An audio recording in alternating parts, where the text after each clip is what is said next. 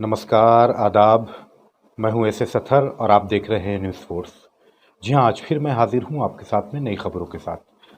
आज हम बात करेंगे कांग्रेस के बड़े नेता और पंजाब के पूर्व मुख्यमंत्री कैप्टन अमरिंदर सिंह के बारे में। जी हाँ, कैप्टन अमरिंदर सिंह ने जैसे ही कुछ घंटे पहले अभी से इस्तीफ़ा दिया, उसके बाद से जो है सोशल मीडिया में अलग तरह की एक बहस शुरू हो गई है। कैप्टन अमरिंदर सिंह जो है, क्या वो भाजपा में जाएंगे? ये एक जो है चर्चा गर्म है सोशल मीडिया पे। अलग अलग चैनलों पे आप देख रहे होंगे कि वहाँ पे एक चर्चाएं चल रही हैं। कोई कह रहा है कि मोदी जी से पहले से सेटिंग है, कोई कह रहा है कि मोदी जी से मिले हुए हैं, कोई कह रहा है कि कुछ वगैरह वगैरह। इस तरह की बहुत सारी बातें जो हैं चल रही हैं। लेकिन ये हमेशा ही ऐसा क्यों होता है कि कांग्रेस छोड़ करके जो है कांग्रेसी नेता भाजपा में जाते हैं, या भाजपा छोड़ करके लोग कांग्रेस में ही जाते हैं? तो आज जो चर्चा गर्म है, सवाल ये नहीं है कि कांग्रेस के कैप्टन अमरिंदर सिंह जो है वो बीजेपी में जाएंगे। सवाल ये है कि आखिर कांग्रेस के नेता भाजपा में ही क्यों जाते हैं? ये आपने बहुत पहले से कई लोगों से आपने सुना होगा, कई आपने मीडिया चैनल्स पे जो है आपने डिबेट में लोगों को सुना होगा, सोशल मीडिया पे आपने देखा होगा। तो आज हम इसी के ऊपर में एक तजज़िया करेंगे, एक एनालाइज़ करेंगे कि इसमें क्या सच्चाई है और क्या सच्चाई नहीं है। क्या भाजपा और कांग्रेस दोनों एक ऐसी मशीनें हैं कि भाजपा में जाते साथ कांग्रेसी नेता वो राष्ट्रवादी हो जाता है, या भाजपा से कांग्रेस में आते साथ जो है राष्ट्रवादी नेता वो बिल्कुल सेकुलर हो जाता है? ये एक बहुत बड़ा सवाल है दोस्तों। इसी तरह लगातार ये सिलसिला चलता रहता है। कभी राष्ट्रवादी से धर्मनिरपेक्ष बन जाता है नेता, जैसे ही कांग्रेस में चला जाता है, जैसे ही कांग्रेस से भाजपा में चला जाता है तो राष्ट्रवादी हो जाता है। लेकिन आप ज़रा सोचिए कि जिन लोगों ने, जिस जनता ने वोट दिया हो किसी भी विधायक को, किसी भी एमपी को, किसी भी एमएलए को, किसी भी पार्टी के नेता को जो है धर्मनिरपेक्षता के नाम पे या राष्ट्रवादी के नाम पे, तो ये कितना बड़ा धोखा है जनता के साथ में। आप वोट लेते हैं धर्मनिरपेक्षता के नाम पे या राष्ट्रवाद के नाम पे, और फिर आप चले जाते बन जाते हैं राष्ट्रवादी, फिर आप बन जाते हैं सेकुलर, फिर आप बन जाते हैं नेशनलिस्ट। मैं समझता हूँ ये जनता के मैंडेट के साथ में एक बहुत बड़ा धोखा होता है। आखिर ऐसी क्या बात है? ऐसा कौन सा रिश्ता है? ये रिश्ता क्या कहलाता है? आप इसे पूरा वीडियो ज़रूर देखिएगा। लेकिन जी हाँ, अगर आपने चैनल सब्सक्राइब नहीं किया है तो ज़रूर कर लीजिएगा। अगर आपने बेल आइकन क्लिक नहीं किया है तो ज़रूर कीजिएगा, और इस वीडियो को ज़्यादा से ज़्यादा शेयर कीजिएगा ताकि हमारी हौसला अफजाई होती रहे। और मैं देखता हूँ कि बहुत लोग कमेंट करते हैं, बहुत लोग कमेंट नहीं करते हैं, लेकिन प्लीज़ प्लीज़ आपसे एक रिक्वेस्ट है कि कमेंट ज़रूर कीजिए। इसी विषय पर आज मैं कुछ आपके सामने जो है आंकड़े रखूँगा जो पूरी तरह से मीडिया रिपोर्ट्स पर आधारित है। जी हाँ, देश की सबसे पुरानी पार्टी कांग्रेस, जिसने लगभग 54 साल जो है इस देश पर एक छत्र राज किया। अगर हम दंगों की बात करें तो कांग्रेस के 54 साल के राज में जो है सैकड़ों दंगे हुए, सैकड़ों हज़ारों लोग मारे गए, सैकड़ों हज़ारों लोग जो है बेघर हुए। और कुछ दंगे ऐसे हैं जो आज भी हमारे रोंगटे खड़े कर देता है, आज भी हमें जो है अंदर से झकझोर देता है। हम पहले इस बिंदु के, दंगे वाला जो बिंदु है, इस पर मैं कुछ आपके सामने आंकड़े रखना चाहता हूँ। या इसी तरह दंगा गुजरात का रोंगटे खड़ा कर देता है। जी हाँ, ये दंगा कांग्रेस के राज में 1969 में हुआ था, और इस जान माल सभी चीज़ का सैकड़ों की तादाद में नुकसान झेलना पड़ा था। अब दूसरा दंगा मैं आपको बताऊं, इसी तरह 1989 में बिहार का भागलपुर दंगा हुआ था। आपको याद होगा, जो हमारी उम्र के लोग होंगे उनको अच्छी तरह से याद होगा कि उस वक्त जो है कांग्रेस की ही सरकार थी, और 1989 में बिहार का भागलपुर दंगा बहुत ही ख़तरनाक, बहुत ही भयावह दंगा था। उसमें सैकड़ों लोग जो है मारे गए थे, हज़ारों लोग बेघर हो गए थे, बहुत जान माल का नुकसान हुआ था उसमें भी लोगों का। 1984 1984 का दंगा, जो सिखों के ख़िलाफ़ में हुआ था दंगा, और ये बहुत ही बड़ा दंगा था दिल्ली में, जिसमें अगर ये आपको याद होगा कि जो राजीव गांधी ने कहा था कि जब एक बड़ा पेड़ गिरता है तो आसपास में भूकंप ज़रूर होता है। तो ये एक बहुत ही विवादित लाइन थी, जिसकी वजह से काफ़ी उनको जो है तनकीद का निशाना बनाया गया था, और बहुत ही विवादास्पद ये बयान माना गया स्वर्गीय राजीव गांधी जी का।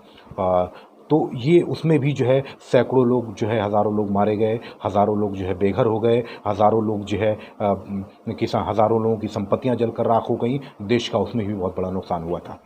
अब हम चलते हैं आगे। इसी तरह 1992-93 यानी 1992-1993 में आपको याद होगा जो रथ यात्रा निकली थी, उसके बाद जो दंगे भड़के थे, तो उसमें मुंबई में बहुत बड़ा दंगा हुआ था। उसमें भी सैकड़ों लोग जो है लगभग मारे गए थे और सैकड़ों जो है बेघर हुए थे, हज़ारों की तादाद में इवन बेघर हुए थे और बहुत गरीबों को जो है और बहुत देशवासियों को नुकसान, जान और माल दोनों का उठाना पड़ा था। फिर इसी तरह 2012 में कांग्रेस शासित राज्य असम में बहुत बड़ा दंगा हुआ था। उसमें भी जो है सैकड़ों लोग मारे गए थे और सैकड़ों हज़ारों लोग जो है बेघर हो गए थे और बहुत बड़ा दंगा था। आज भी अगर आप जा कर के सर्च करेंगे, रिसर्च करेंगे, देखेंगे, वो फोटोग्राफ्स देखेंगे आप, वो रिपोर्ट्स देखेंगे आप, तो बिल्कुल आपको जो है दहला देगा अंदर से। इसी तरह के बहुत सारे छोटे बड़े बहुत सारे दंगे हुए और आप उठा के देखेंगे तो सैकड़ों और हज़ारों की तादाद में 54 वर्ष जो कांग्रेस के शासन रहा उसमें दंगे होते रह गए। लेकिन इससे भी बड़ी बात ये थी कि कांग्रेस ने 54 साल के राज में कभी भी दंगे के खिलाफ में कोई भी कानून, सख्त कानून नहीं बनाया। ये एक सवाल उठता है कि 54 साल में कांग्रेस ने एक दंगे के खिलाफ एक कानून तक नहीं ला पाई कांग्रेस। हाँ, 2013 में कानून बनाने की कांग्रेस ने बात की, बिल लाना चाह रहे थे पार्लियामेंट में, लेकिन देश में तब तक मोदी जी की लहर चल रही थी और सबसे ज़्यादा दंगों के खिलाफ कानून बनाने का विरोध प्रधानमंत्री मोदी ने किया था। इस वजह से वो कानून बिल्कुल संसद में नहीं आ सका और ठंडे बस्ते में चला गया। लेकिन सवाल ये बनता है कि पिछले 54 साल में क्यों नहीं बनाया, जब इतने सैकड़ों हज़ारों दंगे हो रहे थे तब लास्ट 2013 में ही क्यों मोदी जी की पूरी लहर चल रही है, उस वक्त ही कानून बनाने का क्यों इनको सूझा, कांग्रेस को क्यों एहसास हुआ, क्यों कमी महसूस हुई कि अब ये कानून दंगे के खिलाफ में बनाना चाहिए 2013 में 54 साल राज करने के बाद। वैसे दोस्तों मैं बताऊं कि इस देश में जो है किसी हिंदू ने कभी किसी मुसलमान को नहीं मारा, ना ही किसी मुसलमान ने किसी हिंदू को मारा है। मारा है तो सिर्फ यहाँ की राजनीति ने। यकीन मानिए आप कि ये देश बहुत महान देश है, यहाँ की संस्कृति इतनी महान है कि वही इस देश को चला रही है। इस देश को कोई नेता नहीं चला रहा, इस देश को कोई ब्यूरोक्रेट्स नहीं चला रहा है। मैं हमेशा ये बात कहता हूँ, इस देश को यहाँ की संस्कृति चला रही है, यहाँ की तहजीब चला रही है, यहाँ की संस्कृति बहुत महान है। अगर वहीं हम बात करें अल्पसंख्यक की, जो कांग्रेस का एक बहुत बड़ा वोट बैंक रहा, जब देश आज़ाद हुआ था, तो अगर मैं मुसलमानों की बात करूं तो 33% मुसलमान जो है वो नौकरियों में थे, सरकारी नौकरियों में थे। लेकिन 70 सालों में आज 1.5% है। उसी तरह लिंचिंग पे आज तक कांग्रेस एक विरोध प्रदर्शन तक, धरना प्रदर्शन तक सड़कों पे नहीं किया, ना ही संसद में वॉकआउट किया, ना ही संसद में जो है अनशन किया। क्यों? अब हम चलते हैं आंकड़ों की ओर कि पिछले कुछ सालों में कितने जगहों पे किस तरह से जो है कांग्रेसी बड़े बड़े जो नेता थे या जीत करके आए कांग्रेस के नाम पे, वोट लिया सेकुलरिज्म के नाम पे और फिर चले गए भाजपा में।